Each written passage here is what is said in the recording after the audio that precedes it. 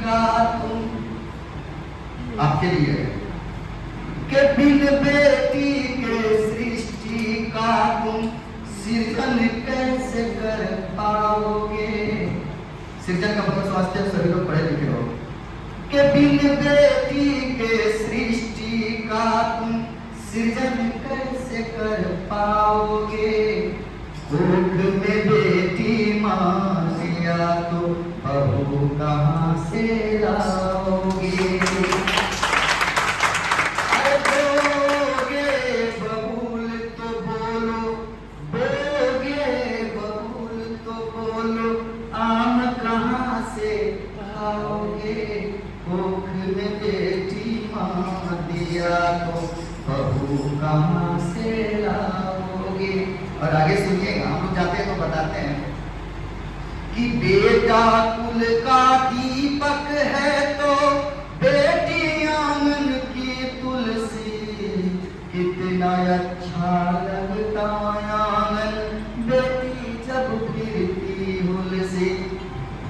मैं हमेशा हम लोग बेटे को कुल का दीपक मानते हैं, चाहे धर्म कोई हो।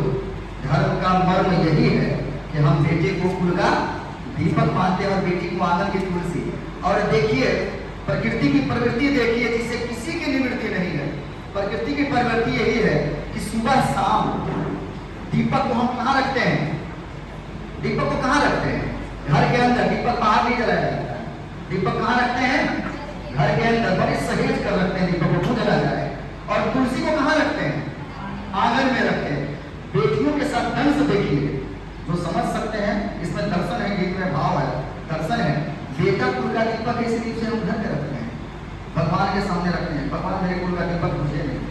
और बेटी आंगन की तुलसी है, जो सृष्टि की सृजनहारा उसको आंगन में बैठा देते हैं। धूप गर्मी बरसात जितने भी झंझावात कौन सहती है?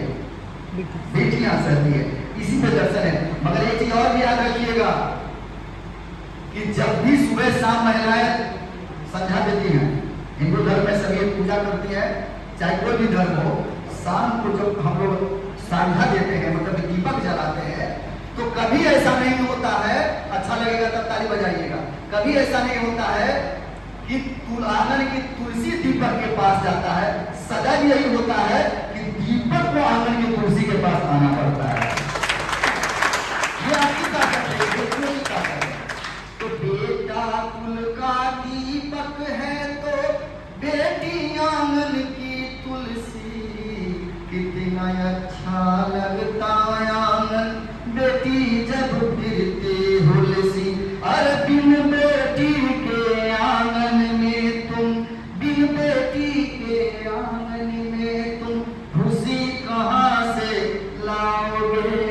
कोख में बेटी मार दिया तो बहू कहाँ से लाओ।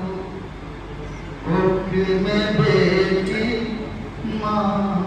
आप लोगों के लिए गाया जा रहा है, आप सब के लिए। बहू कहाँ से लाओ।